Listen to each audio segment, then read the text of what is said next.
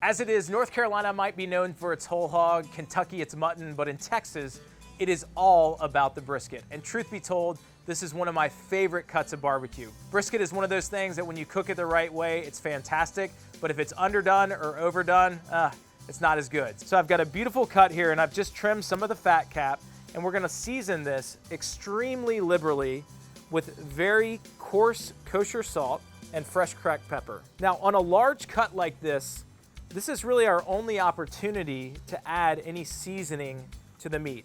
Of course, it's gonna pick up a lot of that smoke flavor from our smoker, but we wanna add a lot of salt and pepper to help coat the outside of the meat to give this even more flavor. And we wanna make sure that we're getting every little piece. So using my hands, I'll just continue to work this all the way in until we get an even distribution throughout the cut. So I've got my smoker dialed in to a set 225 degrees.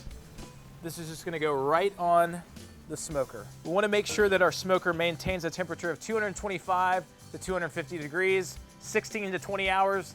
All we have to do now is wait. We'll be smoking all day and we're smoking all night. Brisket's coming up in 20 hours.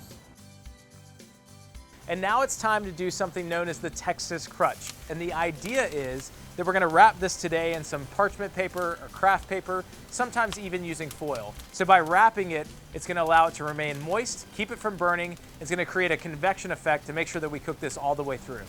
Okay, so the key is to make sure that we completely wrap this in our paper.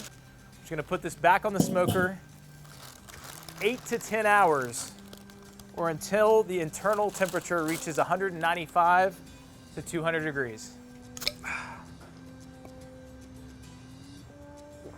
I can do this. So after much time and patience, it is time to check out the results. We've had this brisket on for about 18 hours, and I really believe heavily that you should use a meat thermometer to check the internal temperature. So I'm just gonna go ahead and insert this into the thickest part of our brisket. So it's at 195 degrees right now, and the idea is that we want to cook it all the way up to 200 degrees. So we'll pull it off now, and we're going to allow it to rest because it's got so much heat and it's trapped in this paper. It's going to cook another 5 degrees up to our preferred temperature of 200. It's going to allow it some time to let the juices redistribute. We'll slice it and we'll be ready to rock and roll. So we've had the brisket resting for about 30 minutes, and as predicted, it's cooked up from 195 degrees when we pulled it off all the way up to 200, which means it's time to eat. So I'm just simply gonna unwrap this. God, this smells unbelievable. And I'm just gonna transfer this to a cutting board so I can slice it and serve. So I've saved the burnt end for me after all my hard work. Look at that, you got a nice pink smoke ring on the outside. This is really the perfect consistency. You want brisket to slice, not crumble, yet still be moist. Oh my gosh, so good.